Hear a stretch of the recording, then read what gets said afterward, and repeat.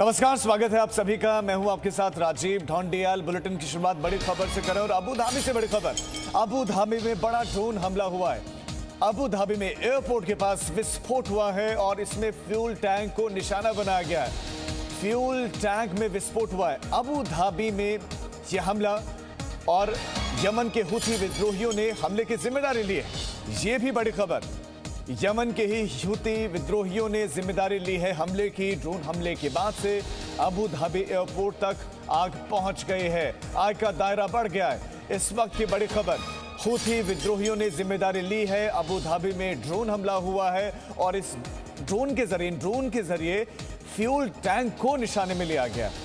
Fuel tank में विस्फोट किया गया है। जान माल का कितना नुकसान हुआ है अभी स्पष्ट नहीं, लेकिन फ्यूल टैंक टारगेट पर थे। फ्यूल टैंक को टारगेट किया गया, उनमें विस्फोट किया गया। जबरदस्त आग उसके बाद से वहां लग गई। बड़ी खबर आपको दे दें, हुथी विद्रोही, उनका प्रदर्शन लंबे समय से चल रहा है। अंतर्राष्ट्रीय स्तर पर भी उनके इस प्रदर्शन की विरोध की चर्चाएं होती रही हैं और आंदोलन लगातार बड़ा करते जा रहे हैं। और अबू धाबी में हमला, अबू धाबी में फ्यूल टैंक में विस्फोट किया गया है। और 5 बड़ी बातें इससे जुड़ी बताते हैं आपको। अबू धाबी के मुसाफा इलाके में ड्रोन अटैक हुआ है। मुसाफा इलाका, फ्यूल टैंक को टारगेट किया गया। पेट्रोलियम गैस ले जा रहे 3 टैंकर्स पर यह हमला, यह विस्फोट किया गया है। ड्रोन के जरिए विस्फोट किया गया है। तीसरी बड़ी खबर इससे जुड़ी हुई यह है कि टैंकरों में ड्रोन हमले के कारण यह विस्फोट किया गया है और यमन के हुथी विद्रोहियों पर हमले का शक है। अंतर्राष्ट्रीय एयरपोर्ट में भी इसके बाद आग लग गई। इससे जुड़े हुए हमले से जुड़े हुए ये 5 बड़े अपडेट हैं। हुथी विद्रोहियों ने इसकी जिम्मेदारी ली है। पेट्रोलियम गैस ले जा रहे 3 टैंकरों को निशाना बनाया गया। ड्रोन हमला उन पर किया गया और विस्फोट हुआ। यमन के हुथी विद्रोहियों पर हमले का शक है। अंतर्राष्ट्रीय एयरपोर्ट में भी उसके बाद से आग लग गई है। आपको बता दें कि यमन के हुथी विद्रोहियों के द्वारा आरोप यह भी है कि ईरान का उनको समर्थन है और ईरान का समर्थन किए जाने के बाद से वो और ज्यादा मजबूत अपने आप को मान रहे हैं और आंदोलन उनका बढ़ता चला जा रहा है। और दुश्मन वो किसको मानते हैं? यूएई को दुश्मन मानते हैं, अमेरिका को दुश्मन मानते हैं और शाही व्यवस्था का विरोध। ये मुसाफा इलाका है, यहीं पर वो विस्फोट हुआ ड्रोन के जरिए, यानी कि पहले से तय था, पहले से प्री प्लान था, यानी कि प्री प्लान था और हमला किया गया। टैंकर को निशाना बनाया गया और जो हम आपको ग्राफ जो है इस मैप में दिखा रहे हैं, एग्जैक्टली यहीं पर विस्फोट हुआ। मुसाफा में अबू धाबी इंटरनेशनल एयरपोर्ट के बेहद नजदीक, और खलीफा सिटी भी बहुत नजदीक है यहाँ से। तो इस जगह पर ये ड्रोन का पहले तो पहुंचना और पहुंचने के बाद सटीक निशाना, फ्यूल टैंक को निशाना बनाना उनका लक्ष्य था और इसी इरादे से यहाँ पर भेजे गए और वो अपने इरादे में कामयाब हुए हैं। एयरपोर्ट के पास और एयरपोर्ट तक आग पहुंची, बताया जा रहा है। एयरपोर्ट तक में यह आग पहुंची है। मुसाफा इलाका, वहां पर फ्यूल टैंक्स थे। अबू धाबी से ये बड़ी खबर, यमन के हुथी विद्रोही इसकी जिम्मेदारी ले रहे हैं। गैस ले जा रहे, ये फ्यूल ले जा रहे टैंकर्स को निशाना बनाया गया।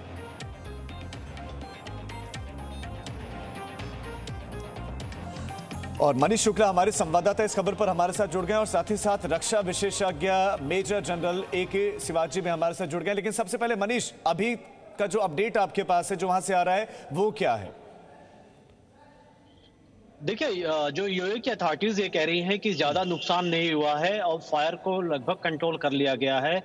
लेकिन जिस तरीके से ड्रोन्स का इस्तेमाल किया गया, पहले तो यूएई की अथॉरिटीज ने कहा कि उनको रीजन नहीं पता था। उन्होंने कहा कि अननोन रीजन से आग लग गई है। लेकिन उसके बाद जब हौती जो ये ग्रुप है जिन्होंने रिस्पॉन्सिबिलिटी दी कि उन्होंने ड्रोन्स का अटैक किया, उसके बाद अब यूएई अथॉरिटीज कह रहे हैं कि हाँ, उस जगह से कुछ उनको ड्रोन्स के पार्ट भी मिले हैं। पहले तो उनको लगा कि ये प्लेन के पार्ट्स हैं। तो जाहिर तौर पर एक बड़ा ये प्लान था, क्योंकि आयल जो टैंकर्स हैं उसमें किसी तरीके का अगर विस्फोट होता है तो वो एक बहुत बड़े बम की तरह होता है, जहां आसपास की जो चीजें हैं उसको तबाह कर सकता है। तो ये एक वेल प्लान ऑपरेशन था। अगर हम हौती की बात करें, ग्रुप की बात करें, बिल्कुल क्लियर हो जाता।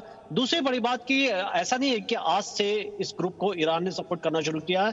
ईरान बहुत लंबे टाइम से इस ग्रुप को, यमन का ये ग्रुप है, इसको सपोर्ट करता रहा है। कई ऐसे ग्रुप हैं जिनके बारे में कहा जाता है कि ईरान ऐसे ग्रुप के सपोर्ट करता है, लेकिन ये रीजन क्यों, उन्होंने क्यों अटैक किया, ये अभी चीजें साफ नहीं है। हालांकि इसको लेकर के कई बातें कही जा रही है। मनीष, अच्छी बात यह है कि जान माल का नुकसान नहीं हुआ है। आखिर ये यमन के हूथी विद्रोही हैं कौन, चाहते क्यों है, ईरान क्यों समर्थन कर रहा है, इस पर हमारे साथ retired major general AK Shivaji हैं, उनसे रिएक्शन लेते हैं। सर, ये आखिर ये हूथी विद्रोही हैं कौन, ये चाहते क्या है? देखो, ये आपको पता है यमन के हैं ये रेबल्स, हूथी रेबल्स, और इसके अगेंस्ट अभी सऊदी अरेबिया और UAE काफी बार अटैक करते रहे हैं, इसमें कोई शक नहीं। और इसको जो हूथी रेबल्स है, इसको ईरान जो है सपोर्ट करता है। ये देखो, सच्चाई है, गल्फ के अंदर जो सारी लड़ाई ऑयल की है और ऑयल के ऊपर ये बातचीत हो रही है। ये जिस प्रकार से अबू धाबी का जो न्यू एयरपोर्ट था, यहाँ पर ऑयल टैंकर पे ये जो ड्रोन की अटैक हुआ है, एक बड़ा सटीक अटैक है। और मुझे लगता है इससे 3-4 चीजें होंगी। एक तो देखो, ये सच्चाई है कि जो यमन के हौती रिबल्स हैं, इनको टारगेट कर रहा था UAE और सऊदी अरेबिया, और ईरान इनको बैक करता है। तो ये लड़ाई जो सऊदी अरेबिया UAE की जो ईरान के साथ है, उसमें बढ़ावा आएगा।